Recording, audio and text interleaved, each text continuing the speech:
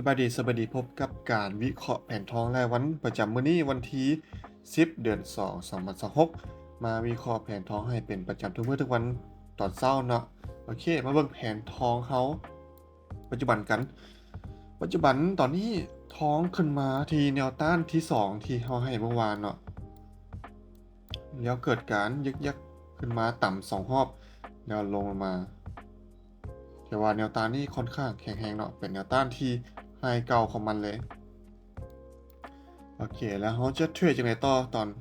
เช้านี้เนาะขั้นแรกก็มาเบิ่งเทรนก่อนตอนนี้ยังเป็นเทรนขาขึ้นอยู่เนาะโอเคเราก็จะหาจังหวะในการเข้าซื้อกันโดยซื้ออยู่ไสซื้ออยู่แนวต้านที่1เลยเนาะจากแนวต้านกลายเป็นแนวรับ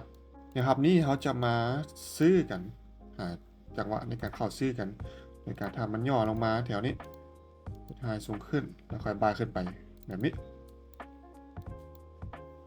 เนาะอยู่ที่แถว5039แถวนี้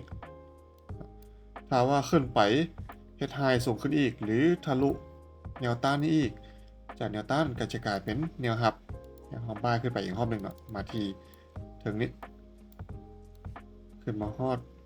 แนวต้านที่3เป็นแนวต้านที่2ของมื้อนี้เนาะ5144แล้วถ้าว่าทะลุเทรนไลน์เลยก็ตามเทคนิคเลยก็คือถ้าว่าทะลุเทรนไลน์1มันต้องลดไฮนี้2มันต้องลดโลนี้พร้อมเนาะลงมาอาจจะมาแนวรับเก่าที่ให้เมื่อวานนี้แล้วโพแบ็กขึ้นมาเซลลงไปแบบนี้ได้โซนนี้ครับก็จะมีโซนนี้โซนเก่าเลยสามารถใส่ได้4972 4940กับ4905สามารถใช้ในการเข้าพิจารณาในการซื้อได้เป็นแนวรับเนาะโอเคทบทวนแผนเนาะถ้าว่าตอนนี้มันเป็นเทรนขาขึ้นอยู่จะได้เทรนไลน์แบบนี้เราก็จะเน้นบายกันได้เปรียบเนาะคันว่าทองมันลงมาแถว5040แล้วเกิดแพทเทิร์นหรือ PA กับตัวเนาะแล้วจึงสามารถเข้าออเดอร์บายได้แต่ถ้าว่ามันทิ่มแฮงเนาะลงแฮงทะลุแนวรับนี้ก็สามารถถ้าย่อนิ่งกลับมา pull back จากแนวรับก็กลายเป็นแนวต้านเขาก็จะเซลล์ในจังหวะที่มัน pull back ขึ้นมานี่ได้เนาะอาจจะลงมาที่แนวรับนี้ระบบการแนวรับนี้ได้เนาะถ้าว่าขึ้นไปทะลุแนวต้านนี้จากแนวต้านจะกลายเป็นแนวรับเขาก็จะถ้ามันเบรกกลับมาเพื่อบายขึ้นไปแบบนี้ได้เนาะ